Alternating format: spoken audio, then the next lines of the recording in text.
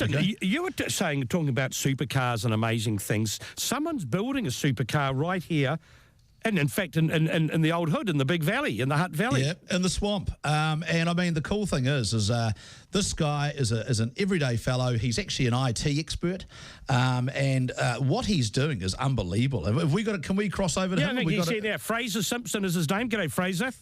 G'day, guys. How you doing? Hey, Fraser. Good morning. Building your own car's a bit ambitious, mate. Well, yeah, I'm starting to realise that as we get further through it. But I've had a bit of a history of gradually making my cars more and more difficult to modify and stuff, and so I thought this was the next step. Oh, my goodness. Well, I tell you what, Fraser, I've got fond memories of me being in a 700 horsepower GTR around Manfield and you in a very modified NSX, which you'd done yourself. And my God, you were competitive. I mean, you were right all the way there. In fact, I think you got past me in the end, didn't you? You're obviously a good peddler and obviously very good at building cars, you know? So yeah, it's one of those things. I think you kind of you do the best you can, and there's always more knowledge to be got out there from looking around at what other people are doing, and I think it's just a matter of being open to the fact that, okay, maybe that's not the best way to do it and starting again if it's not right. In terms of this one that you're building, you've got a Pagani motor, or the AMG 6-litre V12 from Mercedes, but this powered the early model Paganis, didn't it? Yeah, correct. Yeah, it's the same. It's essentially the base, even for the late model Pagani Zonda that they made the race version. They went back to using the 6-litre rather than the 7.2 and the 7.3-litre motors. So it's not obviously from a Pagani, but it's it's same one, same engine. Have you got a big oil drum outside your workshop where you just pour cash into it and set it on fire? But you must have money to burn. Yeah, what's it cost to do this so far, Fraser? What do you think you put into it? Oh, if I told you that, Myles, I'd probably be divorced. But honestly, I try not to keep track of it. It's one of those things that's just it's as and when we can, and we've got a good bunch of mates who help out and do what they can, and it's that's where most of your cost is to be honest, in the labour and the design and thinking about things. So we've been really lucky there. And is this V12 motor going to be normally aspirated, or is it going to have a couple of hair dryers attached to it? No, it's just normally aspirated because it's around the 550 horsepower mark and 700 newton meters of torque, and the car's only going to weigh just over 1,000 kilos. So it doesn't. You really won't need.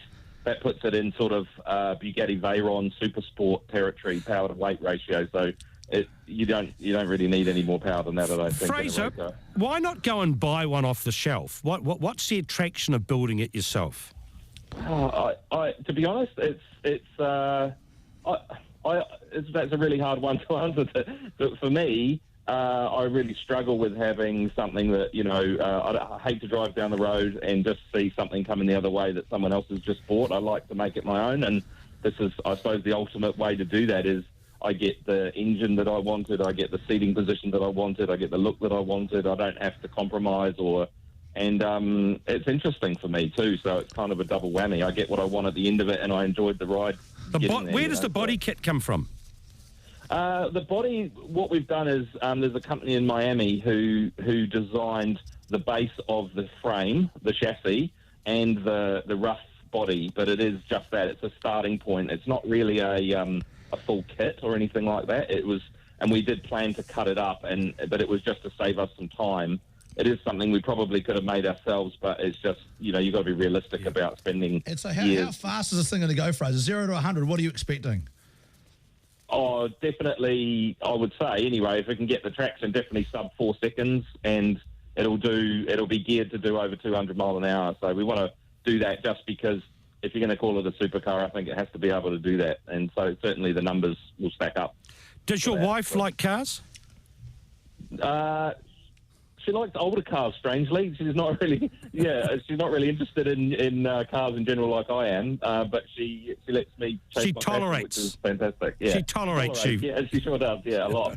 Yeah. So, Fraser, tell the listeners what this car will look like. If they're trying to imagine what this car would look like passing them on the road, what's it similar to look like, What is it similar to look at? I'm sorry. So the styling that I really liked was the original McLaren F1 supercar that was made in the mid-90s.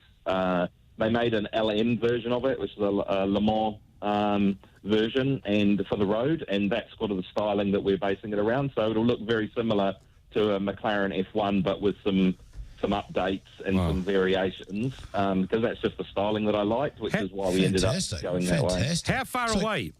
When can we see it?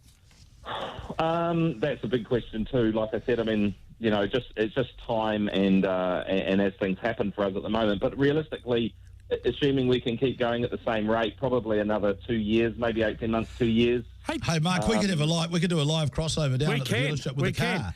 It's all done. Can I ask you one thing though? Would you let anyone else drive it? Well, I'm going to have to let. I'm actually, the part of the name of the car is called FZ12. Yeah. So if anybody's interested, they can just Google FZ12 and they'll find all the information they need about it. And part of the name is a friend of mine, Zach, who has become a best friend over all my car projects that we've been doing. And so we're building this car together. So essentially, he's definitely going to have to get to drive it because he's putting as much effort in. Now, he was with Carboglass, was he, Zach? Yeah, so he does a lot of composite work for industrial type stuff and boat building and stuff like that as well. But cars are a big part of his life, and so yeah, that's how I got to know him, and so we've become best friends. And so it was part of the project. We're going to do it together, and it's just I couldn't do the complete project without him, and so it works for everybody. Good luck with that, Fraser. We'll stay in touch, and Myles and I might come down and have a bit of a nosy at it at some stage if you wouldn't mind. Forget about a nosy. I want to go for a pedal in the thing. Yeah, I know. You know? That's what I mean. We've literally just got to the stage where the engine runs and we can rev it and everything. So mechanically, it's all done, and now we're going to start the bodywork stage. All right. So you're more than welcome. My advice to you is do not let Gazley into that driver's seat until you got. So you wouldn't even fit in the driver's seat. That's right. Probably wouldn't. Hey, good on you. Thanks so much, Fraser. Great to hear from such a keen enthusiast. That's what I call, that's a genuine Kiwi car man, isn't it? Oh, yeah, I'll say.